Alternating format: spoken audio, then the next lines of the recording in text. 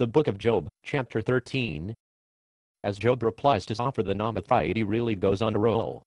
Look, I have seen all this with my own eyes, and heard it with my own ears, and now I understand.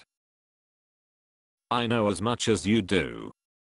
You are no better than I am. As for me, I would speak directly to the Almighty. I want to argue my case with God Himself. As for you, you smear me with lies. As physicians, you are worthless quacks. If only you could be silent, that's the wisest thing you could do. Listen to my charge. Pay attention to my arguments. Job then asks Zophar, are you defending God with lies? Do you make your dishonest arguments for God's sake? Will you slant your testimony in God's favor? Will you argue God's case for Him? What will happen when God finds out what you are doing? Can you fool God as easily as you fool people?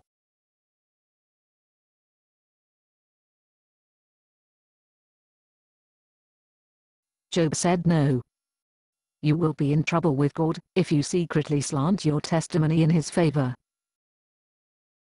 Does not God's majesty terrify you?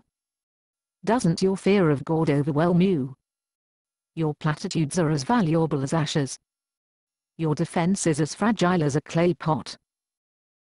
Be silent now, and leave me alone. Let me speak. And I will face the consequences. Yes, I will take my life in my hands, and say what I really think. God might kill me, but I have no other hope. I'm going to argue my case with God. But this is what will save me. I'm not godless. If I were, I could not stand before Him. Listen closely to what I'm about to say. Hear me out. I have prepared my case. I will be found innocent. Who can argue with me over this? And if you prove me wrong, I will remain silent and die.